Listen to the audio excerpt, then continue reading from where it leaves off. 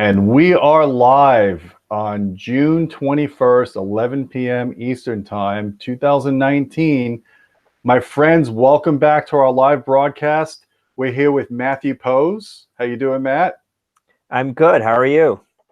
Matt, it's Friday night. It's late at night. That's why I've got my late night shirt on.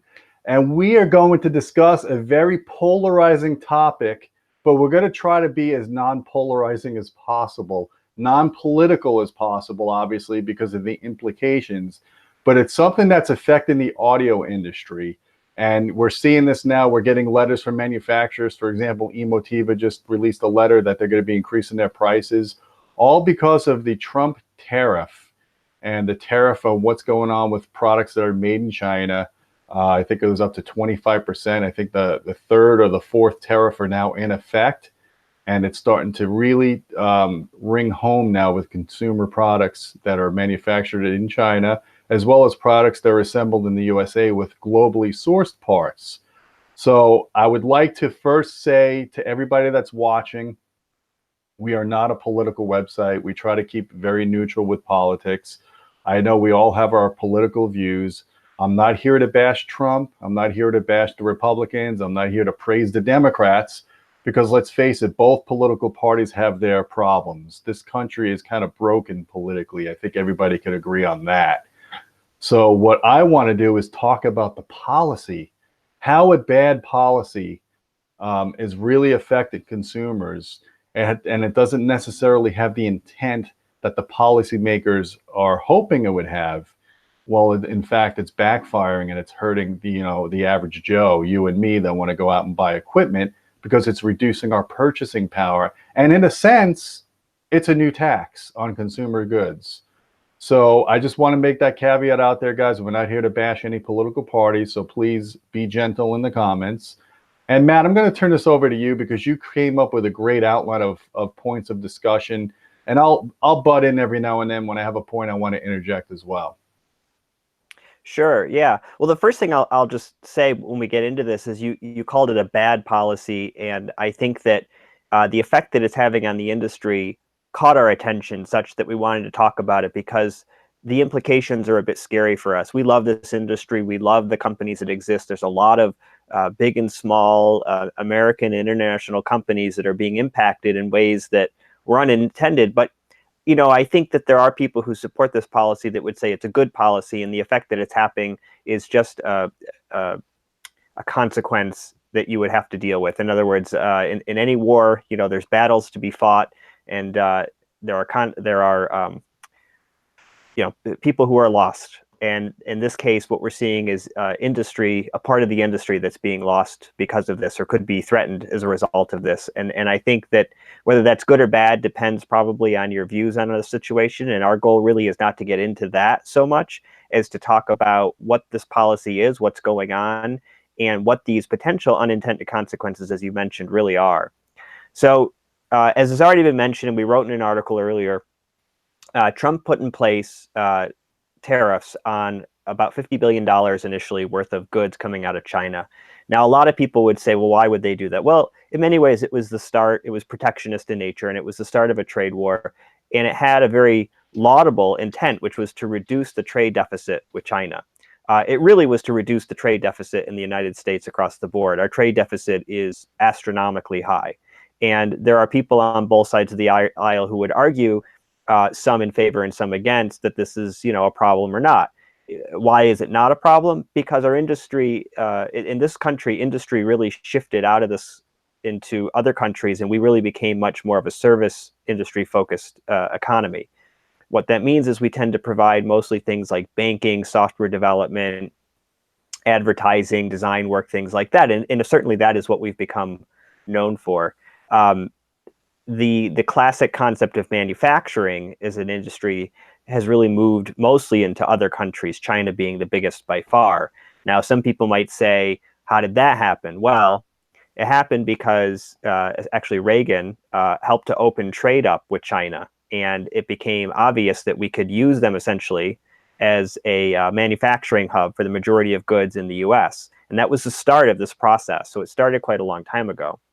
So once this built up to be so high, Trump really felt like he wanted to take this on. And he did that using a legal justification. The first set of tariffs used, for those of you who care, Section 232 of the Trade Expansion Act of 1962. And that was the first $50 billion worth of goods. The next $200 billion worth of goods were actually tariffed using a different legal justification, which was Section 301 of the Trade Act of 1974.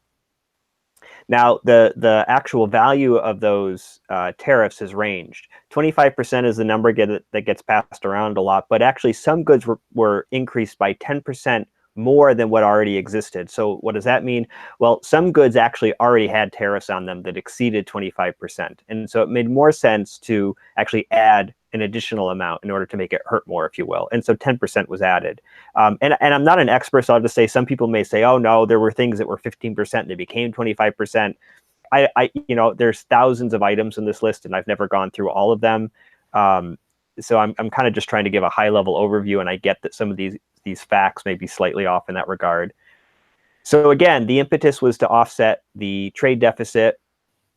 Now, another thing that was going on here, and it's something that I actually have had an issue with as well, which was that China has repeatedly stolen American intellectual property, and it's happened in very brazen ways. So many of you will notice things like the Apple EarPods, for instance, right? Very popular product right now, part of an aspect of the audio industry that's growing like crazy. Not a high-end audio product. I don't happen to own them because I don't think they sound very good, but there's no denying that they're an important type of product for our industry. And if you go on Amazon or eBay or any number of other sites like that that sell a lot of Chinese goods, what you'll find is that there are products that look exactly like the Apple EarPod, and use the same design and concept, but they're not, and they're selling for $20, $30. So what have they done? They've stolen the design, they've stolen aspects of the intellectual property, and they're using it illegally. So this kind of stuff is happening like that, but there also were much worse situations than that, where things like operating systems or core technology and wireless systems such as Wi-Fi and Bluetooth were being stolen. Matt, you cut out. Can you hear me? Wanted to counteract that. Now, there's a lot of ways we could have counteracted Matt, that. you cut out for a second, so you might want to repeat the last 10 seconds or so. Oh, I'm sorry, everybody. So what I was saying, I think the Chinese are taking over. Chinese are taking over. You keep cutting out.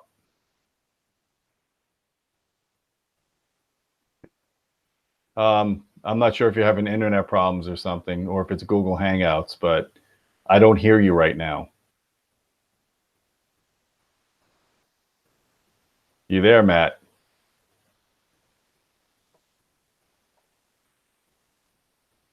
Oh, we love the internet. I'm going to try to get Matt back. Not sure what happened. I'm going to send him another invite to the Google Hangouts here. That's the problem when you go live. It's not like when you're producing a video. So he dropped out. I'm sorry, guys. Just bear with me for a second. I'm going to re-invite him. Hopefully his internet connection is better. And this is an important topic, so I want to make sure we get Matt back in. He's done a lot of research on it before I start flapping my thoughts here.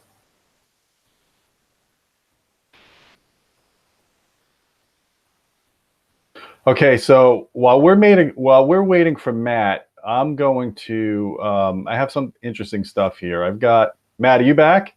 I'm back. Can you see me okay? Looks you're like dark. I can see you. You're dark, but at least you're back. Huh. Let me see if I can do something about that. You had light before. I don't know where it went. The light is fine. It's the camera is acting strange for some reason. Okay.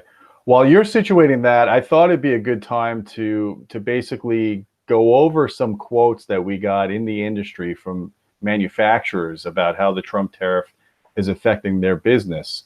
So what I'm going to do is I'm going to share my screen. And do you see my screen right now? I cannot see your screen, actually. All right, we are having like it's Google, man. Google is really kind of hosing us right now. Let me try this again. Share your entire screen. Okay, I should be on screen share now. Can you see my screen? Mm-hmm. Okay, so I wanted to go over a couple of quotes here. One of them that really kind of stuck with me, and this is from the article that we wrote back in November 2018 about the Trump tariffs are bad for audio business. We got a lot of hate for this, and it was not meant to be a political thing. We're just trying to say what's going on and how consumer products are going to go up. And there's a lot of people that I guess they have this perception that, oh, we should just make everything in America. Well, that's not so easy. I mean, when you try to make everything in America, you're still using globally sourced parts, and you're still going to be under this tariff. I mean, if you want to bitch about let's make everything in America, then and you're doing it from your iPhone or from your Android, then why are you using an iPhone or an Android that's made in China? So you got to realize we are in a global economy. So anytime you're putting these type of tariffs or taxes on goods, the end user is the one that's going to get hurt. And we could talk a little bit more about that in a minute. But I wanted to read you direct quotes from manufacturers. I just asked a few manufacturers to kind of give us their weight on what they see is going on. And the one from JL Audio really kind of stuck with me. Manville Smith is a VP of marketing of JL Audio. This is a higher up guy, and he was able to give me this quote. And it says, as of one of few companies committed to building loudspeakers in the USA, and I've been to their facility in Miramar, Florida, they make virtually everything, okay? We are being told that the tariffs are supposed to help us. Bizarrely, the opposite is true. Complete loudspeakers made in China are not currently subject to any additional tariffs, but many of the parts JL Audio sources from China to build speakers here have been hit with a 10 to 25% tariff. Now he's talking about like magnets, you know, maybe cast assemblies for the motor structures, stuff that is not easily manufactured in the United States and almost impossible, especially since the Chinese bought out most of the ferrite industry over the last 10 or 20 years. But to go on with this quote, it says, this has put pressure on the US to raise prices, not only making us less competitive in the global market, but also in our own country. In our particular case, the tariffs are hurting an American manufacturer and aiding companies that build complete loudspeakers in China. So when he gave us this quote, he was basically saying, let's reward full manufacturing in China rather than doing manufacturing in the United States and globally sourced parts. So this is a backfire of what the tariff was trying to do to bring American jobs back here. It's doing the opposite. It's incentivizing companies to do finished products in China and then shipping them here. Matt, you with me? I am. Can you hear me okay? Yes. All right. I think my video is back. I had to make some changes, but I actually think I'm very bright now, but at least people can see me. Okay. So did you want to comment on that before I read the next one? Yeah, no, I think you're right. I think one of the things that isn't necessarily fully understood, in fact, I saw a comment earlier that I want to make a reference to. So somebody had mentioned some companies that are manufacturing amplifiers in the US and how, you know, we can just buy those. One of the problems is you actually can't buy the components used to build amplifiers in the US anymore. Semiconductors that are used in all amplifiers are no longer produced in the United States. And in fact, we no longer have the capability to produce modern high-tech semiconductors. For the most part, all passive components, resistors and capacitors, inductors, things like that are all made in China and cannot be made in the United States at the moment. And then a great deal of components used within those, as you mentioned, ferrite that's used in magnets, the silicon, the magnesium, titanium, lithium, all of these things have been bought up en masse by China, and it's made it actually so the US doesn't have a sufficient quantity to produce these anymore. So can you all see me okay? I'm like getting all sorts of weird things on my end. You're blurry on the live feed for some reason. I don't know what's going on. I think you're just having a data rate problem or something. Yeah, I checked my speed and it seemed all right, but something definitely is going on. All right, well, since you can hear me at least, I'll just mention that basically what this has done is it's made it impossible to produce even simple things like amplifiers in the United States using components that aren't affected by these tariffs. Now, there's other parts too. So an amplifier is just one simple aspect of all this. We also have things like receivers. Blu-ray players, etc. And they use Wi-Fi, Bluetooth. They use little CPUs in them, just like our smartphones use. And all of those are also manufactured in China. They cannot be at the moment manufactured in the United States. We don't have the capability any longer. And as a result, it is impossible to produce those. So much so that for the most part, all of the sub-assembly, let's say a Blu-ray. Matt, you're cutting out again, man. The internal circuit boards in China and send them to the US just to be able to produce those in the first place. Matt, you're cutting out again. So I want to, while you're working on that, I want to read one more letter that I just got in my email like a few minutes ago. So this is from when I announced that we were doing this the live broadcast tonight. Paul Hales, the owner of Pro Audio Technology and Theory Audio Design, which is his new company, a new spin-off company, he sent us this letter, and I thought it would be something worth reading. I don't need to read this part about the background. You guys can read that. But here we go. It says, the tariffs put in place by the current administration are squeezing industries from both sides and putting stress on both American businesses and American consumers. It's been implied that China somehow pays the 25% tax. However, after experiencing the tariffs as the owner of a US-based business, the process is quite the opposite. Businesses and consumers pay the tax. With the new tariffs in place, manufacturers now pay a 25% tax to the US government on every product they import from sales to the US in this exchange. In this exchange, the Chinese factory still gets every penny American business owe for manufacturing the product. This is putting a strain on my business, this is Paul Hales, to sell products and for consumers to have the choice and ability to purchase the products that they want. The number of choices become limited as the products get priced out of their budget by the tariffs. As I've experienced it, China hasn't faced the tariffs. They have impacted my business and my customers. The reality is Chinese manufacturing partners will not be impacted by the tariffs until sales decline so much so that the American businesses make fewer orders as a result of the necessary higher selling price forced by the tariffs. The unfortunate reality is, in the meantime, many US businesses will not survive.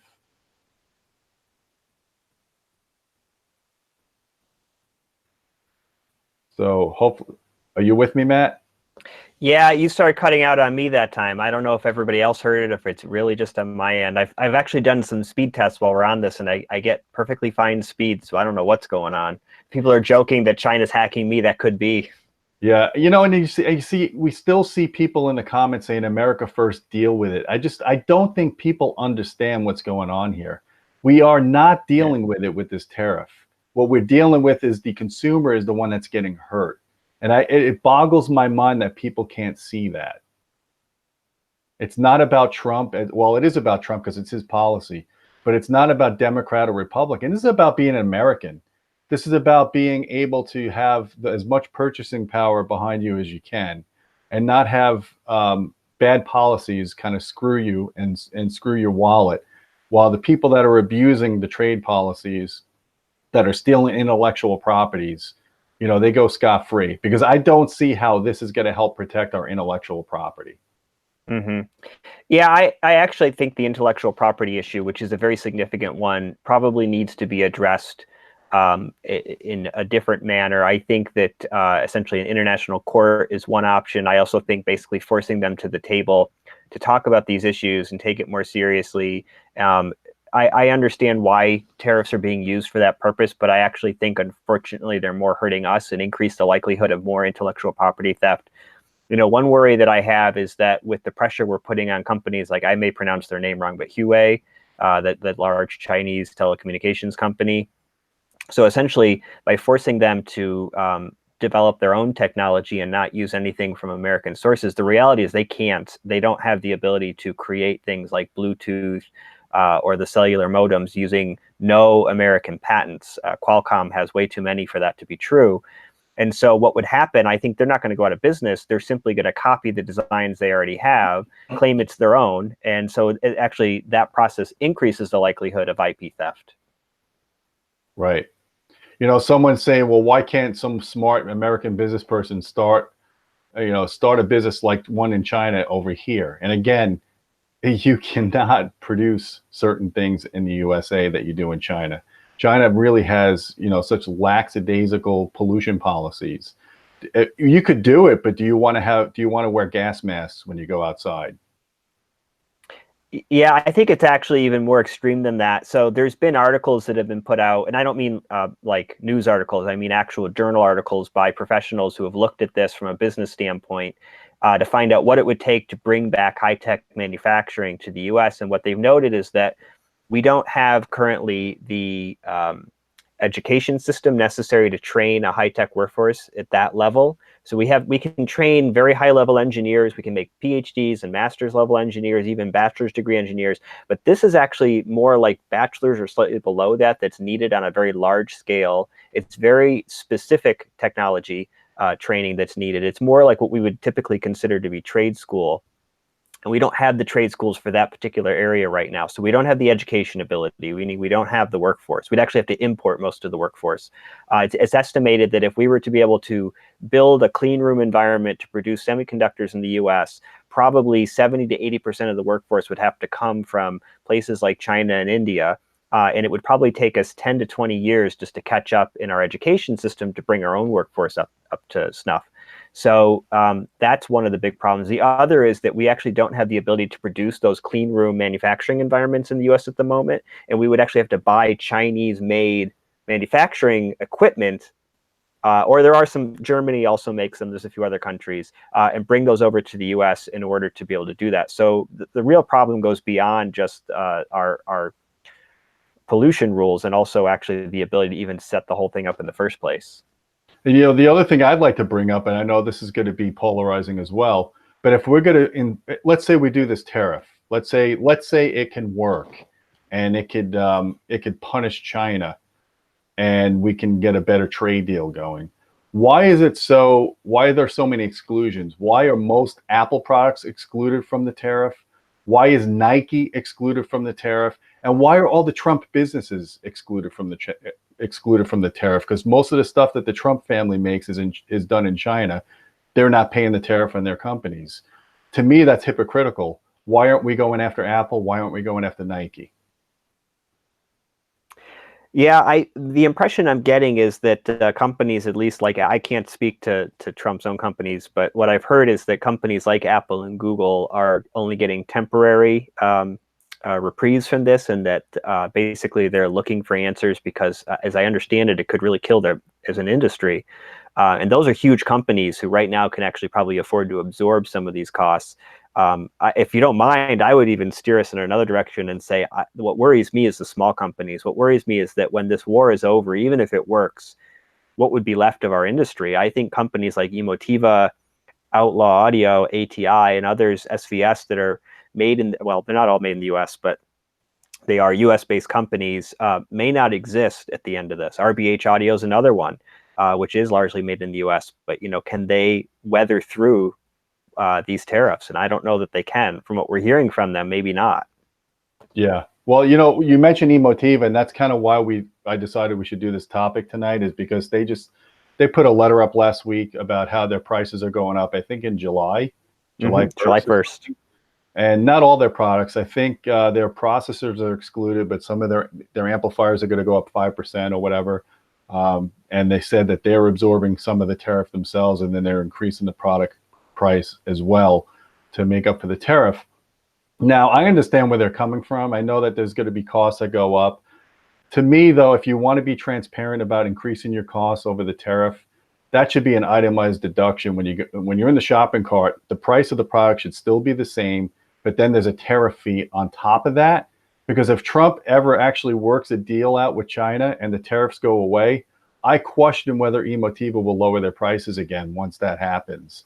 And to me, this almost looks like a way to, I guess, increase your prices again, or maybe to increase the demand of your product while the price is still at the lower percentage. I know that their margins aren't that tight anymore. If you look at the Gen 2 products from like a year ago or 5 years ago, an XPA2 was $800. Now the XPA2 Gen 3 is $1,000. That's a 25% increase in price. for a very similar amp, except the actual shipping of the amp is less now because they use a lighter weight power supply. They use an SMPS instead of a linear. Then you look at like an XPA5 Gen 2, which was $1,000 4 or 5 years ago, is now $1,600. That's a 60% increase in retail price.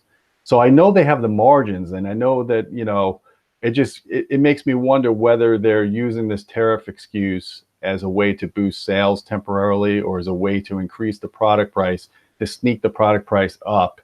And once the tariffs go away, that's never coming down. I think you're right. And this is not to pick on Emotiva. I think that a lot of manufacturers do get in a situation like this. It happened before when gas prices went up, and we saw a lot of products go up because they were saying the shipping price was higher. But, you know, gas prices went way, way down after that happened, and the product prices did not. And then when gas prices started to go up again, sure enough, shipping prices started to go up, product prices started to go up. And I agree with you. I think that it would be nice if the industry would be willing to essentially, in a very transparent way, show us, you know, what is the product price, what is the increase you're putting on that because of the tariff.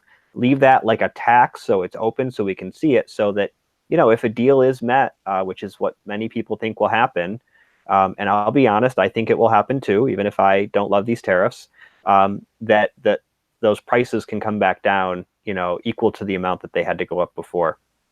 Yeah, absolutely. And, you know, I asked Sound United about this when we went to that conference in New Orleans last month. I said, how are you guys dealing with the Trump tariffs? And they seem to have their ducks in a row, because much of their manufacturing has moved away from China. So now they're manufacturing in Vietnam, or they're manufacturing in Malaysia. So I guess that kind of offsets it. It's still not bringing manufacturing back to the USA. Like you said before, I don't think that's a reality. I don't think you're definitely not going to see cell phones made in the USA. You're not going to see, you know, complex, you know, TVs. Well, I mean, there was like one brand of TV, I think you said, that was being sold at Best Buy that was assembled in the USA, right? Oh, yeah, I think I had that quite a little bit. Yes, it was assembled in the US. It was actually sold at Walmart. That was an interesting one. So it's Element. So when I first read the article on that, I was like, you have to be kidding me. I thought Element for sure was one of those cheap Chinese brands. And it turns out, no, it's an American brand. It was set up by an American entrepreneur who wanted to make American manufactured TVs at affordable prices that could be sold at places like Walmart at good prices. And anyone who's seen those TVs knows they're absolute, you know, junk when it comes to quality of the TV itself. Which is not an attack on Element. The TVs are very cheap, and I'm sure they're a good value for what they are, but they're not a high-end product. And I didn't think you could produce something that cheap in the US. Well, it turns out they really weren't. All of the sub-assemblies were made in China. All they did was put it together so they could say it was manufactured in the US. So when these tariffs came in, it practically put them out of business. Right. And we're hearing now, you know, I've had a lot of private email exchange with small audio companies that said they don't know how they're going to survive this. So it is kind of scary. We don't want to see companies go away, especially in audio, because it's such a niche market to begin with. We want to protect American companies, even if they are using globally sourced parts, or they are doing manufacturing in China, they're still providing a service here. Right. And I think I had talked to you before about another video that we might do. We may do this in the future, but it kind of is what led to this, which was that I had noted that the commoditization of this industry had actually allowed a lot of, you know, high quality, high performing products at much cheaper prices. You can go on Amazon today and buy a little pocket DA converter that will hook onto your phone that has significantly better performance than some of the best DA converters of 10 years ago, and actually are up there with some of the best available today. And a lot of that came about as a result of this commoditization, where chips and standard circuits basically were put out by manufacturers. They were typically made in China, and pretty much anybody could put together a product based on that. It's what allowed a lot of these American companies to produce these innovative, affordable, high-quality products like Emotiva or Outlaw Audio. And unfortunately, my worry is that we may lose that ability, you know, at the end of this, that this trade war, the casualties may be actually the American companies that I love most. Yeah, absolutely. And, you know, it's interesting because I'm looking at some of the companies, some of the companies that are low margin companies like Parts Express and Monoprice. I haven't seen them increase their prices. In fact, it used to be the Emotiva amplifiers were a better value than the monoliths, the Monoprice amps. And I would always recommend the Gen 2 Emotivas because they were a little less money. They didn't measure quite as good as a monolith, but they were cheaper. Well, now the opposite's starting to happen because Emotiva keeps raising their prices, and monolith or the monoprice hasn't raised their prices. It's becoming a better value.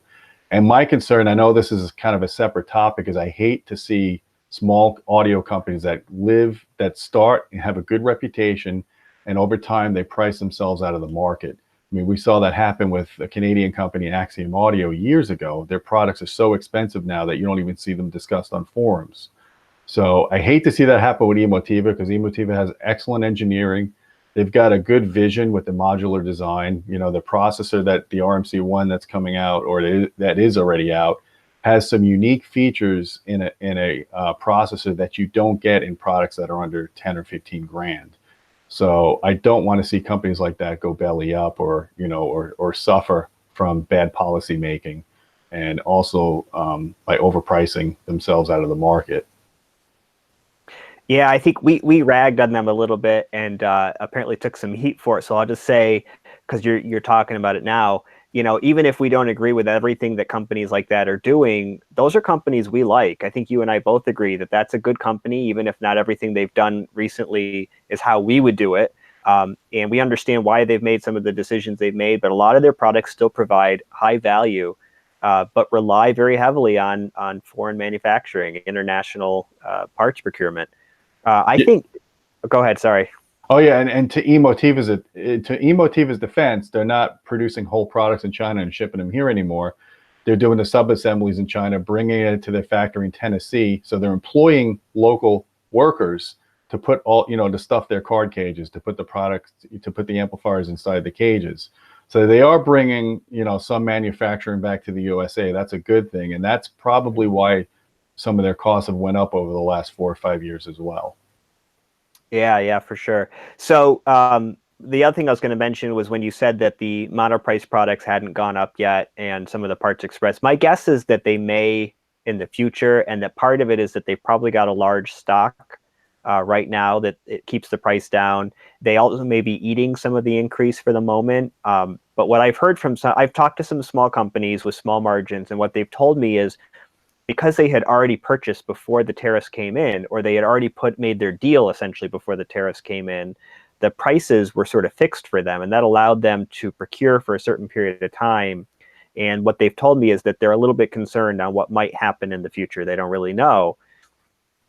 So, I think time will tell. We may find that all those companies have to increase their prices a little bit over time, possibly a lot. I mean, the tariffs are as much as 25%, maybe more. So it is possible that some of those really cheap, high-value products that we see suddenly don't look like such a good value anymore. Yeah. And I don't know what the answer is for protecting intellectual property. Anytime you start producing stuff in China, they're going to steal it. I mean, even if you do trademarks and you do patents and all that stuff, it's hard to get international patents that protect you.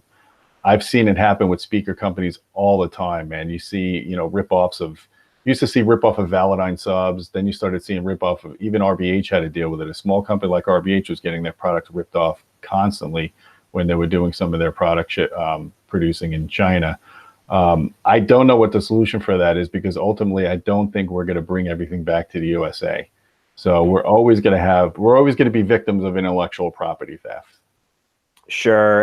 And there are people actually who argue that maybe intellectual property should go away, that science should be open, and that these innovations should be open. Even products like the operating system, Android, that itself is an open operating system available freely to anybody, and you can make changes to it if you wish. So one solution to that is that you just constantly innovate, and you don't really try to keep and profit off of old ideas. They just become a part of your innovation.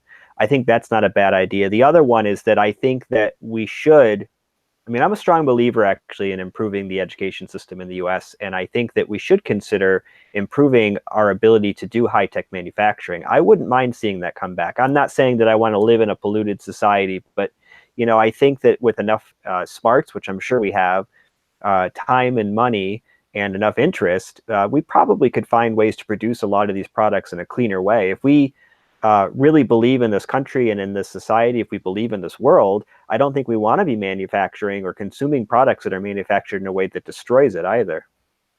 Yeah, that's a great point. I mean, we do want to, the environment is important. That's an important point to myself. I mean, I care about what my grandchildren are going to inherit. So we obviously have to clean that up, and we have to be more responsible with how we produce waste, how we manage the waste, and how we treat people too. We don't want to treat people, the way that China does in some of their factories. Now, I know, like, if you look at what Tim Cook has said, he said that the Apple employees are treated really well, and because it's such a high skill labor that, like you said, there's nobody trained here to do the kind of labor, the assemblies that they do with the phones and stuff. So I don't know how much of that's true. I've seen documentaries on Apple where people were jumping off the side of the wall to get away from the facility because they live there and they're sick of being there. So who knows what's really going on there unless you're there in the trenches and see what the work conditions are like. Yeah, I don't know either. I'm not really an expert in high-tech manufacturing in China. I've never been to the factories there to look. Again, the impetus for all of this and learning about it for me is that this is an industry I love, and I don't want to see it go away. Yeah, I think we all could agree on that. I know there's a lot of negative comments in here. People think we're being political or whatever, but you know what? Whatever. I mean, I'm trying not to be political about it, but it's hard. This is a policy that's under the current administration. If it was Obama that did this policy, I would be bashing it too. In fact, to Trump's defense, at least he is trying to do something because Obama didn't do anything to fix the trade war or the trade deficit or to fight China for intellectual property. So, I mean, at least Trump is the first president in my time that I can remember that's been trying to address this. So we'll give him credit for that. Mm-hmm. Right. Yeah. And actually, that was something that during the last presidency bothered me, was that there were a number of major incidents of intellectual theft that took place that I felt were ignored. And I thought that was actually a big mistake. So as I said, whether I agree with the tariff itself or not doesn't change the fact that I do agree with the reason for them. Yeah. And I think it is important for the U.S. to innovate as well. I mean, I think we should be leading the energy race for clean energy, and I think by doing those kind of things, it sparks other industries where we could innovate. Better manufacturing processes, that kind of stuff. I feel like kind of America's lost its way, in that we don't take science seriously like we used to. There used to be such a push, like you go back to the '60s, and everybody was unified to going to the moon to beat the Russians. We don't have that kind of unity anymore with anything.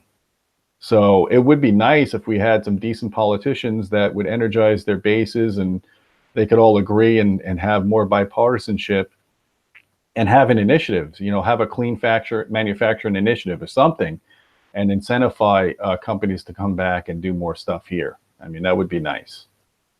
I agree. And I do think that there are companies out there, this is probably going to be controversial to say this even, but, I think that people like Elon Musk is actually doing a good job in terms of innovating manufacturing in some ways. I don't think he's done a perfect job with Tesla, but, a lot of his factories use a large amount of solar, for instance, which is cleaner. They've come up with some innovative ways to manufacture, including using a lot of automation, which has some advantages, including doing repetitive jobs every day for a person might be a paying job, but it's not a very good one. And if that person can be trained to be a high-tech, the person essentially that oversees the robot itself, that does the manufacturing, that's a better job for them in many ways. So I think that some of the things that are going on there are good. I think there's other companies like that are pushing that, and I'd certainly like to see more of it. I suspect that if we do see more of that, it'll also help even in the audio industry. We could see more of the equipment we love made here cheaper and with less waste. Yeah. And part of the problem too is we live in a disposable society. I mean, you look at what manufacturers are doing, and this always kind of pisses me off. I just finished reviewing an Integra receiver, the DRX 4.2, literally was typing up the final conclusion to it. And then I get an email from the people at Integra, oh, we just replaced that receiver. Now there's the DRX 4.3. I'm like, really? I mean, these product cycles on receivers now are almost as short as TVs. They're like 8-month product cycles. So we live in such a disposable society now where we can't hang on to stuff for more than a few years without having to constantly upgrade. So when you do that, you just try to make things as cheaply as you can. They're not made for longevity. I mean, audio equipment from years ago, a lot of the mass market stuff seemed to last longer than it does today. And I think the manufacturing tolerances have gone down in many aspects. You know, I don't want to go off too far topic, but a lot of these Atmos receivers coming out now, they're just pumping so many channels into a small chassis. They're putting out so much heat. And, you know, that's a problem. That's for heat is a problem for longevity. So I think we need to kind of look at ourselves and how we consume products, and how, you know, people can't even stay in a cell phone contract for 2 years without having to go and get the latest and greatest. I think that's a big problem that's causing a lot of this, to get the prices down so cheap that we could just keep upgrading. Yeah, and I actually think a lot of that has to do with the shift in our society towards a service-based economy. If you look at a lot of the way these products are developing, it's in conjunction with developments in software. The software itself is constantly advancing, and it requires more sophisticated hardware. And the money at this point is in the software. The hardware is essentially just a means to use that software, and it's throwaway. Right, right. So I guess we should ask the guys here. I mean, what do you think? Are you okay with paying more money for your favorite audio gear, with the premise that it may be manufactured in the United States, or at least assembled in the United States? What kind of a premium are you willing to pay? I mean, are you talking 25%, 50%? I mean, at the end of the day, it's going to affect your bottom line, but are you willing to wait longer to get something if it's made in the United States? And I just wonder how many people would actually, I mean, there's a small group here, there's a couple hundred people here, but when you think about it, the average person goes to Best Buy, or they go to Walmart and they go and buy $1,000 TV and a $500 home theater in a box. You're not going to get a $500 home theater in a box if it's made in the United States. Right. Yeah. I think a lot of those products probably won't be made anymore. A lot of people are saying yes, and I'll say, you know, for me, if an iPhone costs 10% more, I'd pay it. You know, if it meant it was made in the U.S., that wouldn't bother me. For receivers, for the most part, I think I kind of feel similar. 25%, that's getting a little high. I think that would make me a little uncomfortable, but probably it's doable.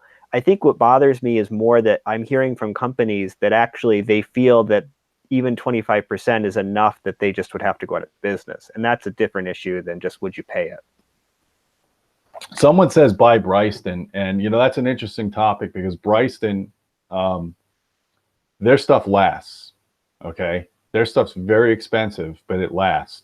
And if it doesn't last, they give you a 25-year warranty. So you're paying for the product twice with the warranty. That's what they're doing. They're building that price into the warranty. So if you're willing to do that, if you're willing to buy something like a Bryson, which is built incredibly well, it's a great amplifier. I'm sorry, 20 years, not 25 years. If you're willing to pay, you know, 60% or 100% more for that product because you got the 20-year warranty and it's all built in Canada, more power to you. But I'm telling you, that's a niche product. You're not going to get, for every one person that buys a Bryston product, you're going to get 100 people that are buying a monoprice monolith, which is manufactured by ATI, which is a great amplifier too. But that's globally sourced, and the stuff's from China. So it's all about the numbers game at the end of the day. Yeah, sorry, you cut out for a second there, Gene, on my end at least. So and I'll also mention, like we said before, ATI and Bryston amplifiers are using semiconductors that are not made in the US, largely made in China. So, you know, even if you're buying those products, yes, you're getting a product that was assembled in the US. They may have even had the circuit boards made up in the US, but all of those parts on that circuit board were not made in the US. Yeah, I mean, that's like you said before, we're not going to start manufacturing semiconductors here. I just don't see that happening. Yeah, it would be a very difficult process for sure. And it's too bad, but it just is the way it is. Yeah. So I think, you know, I think we hit the topics. I know that this is one of the more controversial videos we've done, but I think it was an important thing to discuss. I'm hoping that the end game is near, and that we work a deal out with China, and that we don't have to continue to get these price increases, and we can get more stuff at least assembled in the United States with globally sourced parts, because I think people need to get over the fact that we live in a global economy, and that's not going to change anytime soon. I think it's beneficial that we live in a global economy. We can pull resources and get stuff from the best areas of the world that we need. But there's always going to be issues. There's always going to be intellectual property issues. We've been dealing with that for the last 50 years, and I don't see that going away with a tariff. So hopefully we'll see some light at the end of the tunnel, and it's not all doom and gloom. Yeah, I agree, Gene, and I hope for the best. And I think you and I will definitely be keeping an eye on this topic and continuing to talk to manufacturers to see how it's affecting them. Yeah. Well, guys, I'm going to wrap this up. You can continue chatting here. If you have any questions, we will pop in and put some answers. Probably do another follow-up article. I had that article we did back in November, but it's probably time to do another update and get some quotes and stuff like that in there. And we'll be following this issue. We'll be looking at the prices and how everybody's structuring their price increases as a result. I hope you guys value the products you have now. Just realize you don't always have to go out and buy the latest and the greatest. Amplifier technology does not change that drastically in 5 or 10 years. You don't need to recap your amplifiers probably for a good 20 years or so if it was designed well. So stick to your good amplifier if you already have one. You don't have to go out and buy a new one. Processor technology, of course, that changes. Just kind of budget yourself and be prepared if you have to spend a little bit more right now for this tariff increase. And my friends, if you like this video, please thumb it up. If you don't like it, thumb it down, whatever, man. If you don't like that we talked about this topic and it gets so much hate, then we probably won't broach it again. I'll talk about cables or something like that, something that's not so controversial, right? So I hope you enjoyed it, my friends. And until next time, keep listening.